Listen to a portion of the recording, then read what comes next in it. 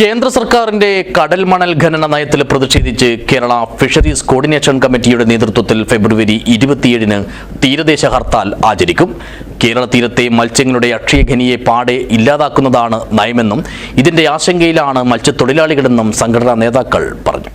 This news sponsored by Forever for everyone. Shobhika Weddings, Big Mall, Kanyanad, Kozhikode, Koilandi and Kutyadi. കേന്ദ്ര സർക്കാർ കൊണ്ടുവരുന്ന കടൽ മണൽ ഖനനം മത്സ്യത്തൊഴിലാളികളുടെ ജീവിതം അടിമുടി തകർക്കുമെന്നാണ് കേരള ഫിഷറീസ് കോർഡിനേഷൻ കമ്മിറ്റി പ്രധാനമായും ചൂണ്ടിക്കാട്ടുന്നത്. നിർമ്മാണ ആവശ്യത്തിനുള്ള മണൽ കടലിൽ നിന്നും ഖനനം ചെയ്തെടുക്കുന്നത് വഴി കടലിന്റെ ആവാസ വ്യവസ്ഥയിൽ വലിയ പ്രത്യാഘാതങ്ങൾ ഉണ്ടാകും. മത്സ്യത്തൊഴിലാളികൾക്ക് തീരക്കടലിൽ നിന്നും പരമ്പരാഗതമായി ലഭിക്കുന്ന അയല, മത്തി, നത്തോലി, ചെമ്മീൻ, മാന്ത, കൂന്തൽ തുടങ്ങിയ മത്സ്യങ്ങളുടെ പ്രജനന വ്യവസ്ഥയിൽ മാറ്റം വരും.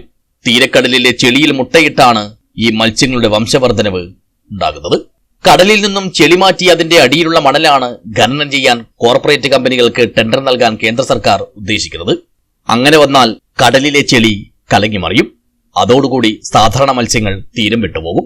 ഇങ്ങനെയെല്ലാമുള്ള പശ്ചാത്തലത്തിൽ കേന്ദ്ര സർക്കാരിന്റെ ബ്ലൂ എക്കോണമി അഥവാ നീലസമ്പത്ത് നയം നടപ്പിലാക്കുന്നതോടുകൂടി മത്സ്യത്തിന്റെ അക്ഷയഖനിയായ കേരള തീരത്ത് തൊഴിലും ജീവിതമാർഗവും മത്സ്യത്തൊഴിലാളികൾ അടക്കമുള്ള വിഭാഗത്തിന് പാടെ നഷ്ടപ്പെടുന്ന അവസ്ഥയുണ്ടാകും. ഇതോർത്തുള്ള ആശങ്കയിലാണ് ഇപ്പോൾ മത്സ്യത്തൊഴിലാളികളെല്ലാം തന്നെ. ഇവിടെ 1 മീറ്റർ മുതൽ 2 മീറ്റർ വരെ ചെളി കെട്ടിക്കിടക്കുകയാണ്. ആ ചെളി നീക്കം ചെയ്ത് കഴിഞ്ഞാൽ എന്നാൽ മാത്രമേ അവിടുന്ന് വെള്ളമണൽ ഇവർക്ക് എടുക്കാൻ പറ്റൂ.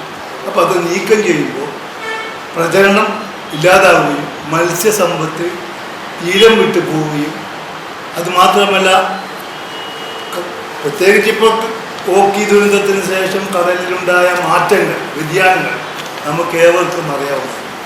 മത്സ്യസമ്പത്ത് കേരളത്തിലില്ല. ഈ ഒരു അവസ്ഥയിലെ കൂനിന്മേൽ പുലി പോലെയാണ് കേന്ദ്ര ഗവൺമെന്റ് ഈ പദ്ധതിയുമായി മുന്നോട്ട് പോകുന്നത്. ഇത് മുൻനിർത്തിയാണ് ഈ മാസം 27-ന് തീരദേശ ഹർത്താൽ നടത്തുന്നതെന്നും സംഘടനാ സാരഥികൾ പറഞ്ഞു. കൊല്ലത്ത് ചേർന്ന കൺവെൻഷനിൽ വെച്ചാണ് ഇക്കാര്യം തീരുമാനിച്ചത്. ഫെബ്രുവരി 27-ന് തീരദേശ ഹർത്താൽ നടത്താൻ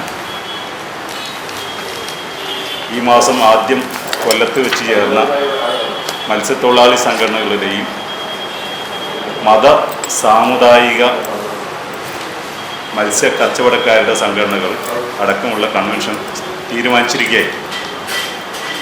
അതിൽ പ്രധാനമായും ഉന്നയിക്കുന്നത് കേന്ദ്ര സർക്കാർ കുറച്ച് വർഷങ്ങൾക്ക് മുമ്പ് കൊണ്ടുവന്ന ബ്ലൂ എക്കണോമി നയം, നീല സമ്പദ് വ്യവസ്ഥ, കടലിലെ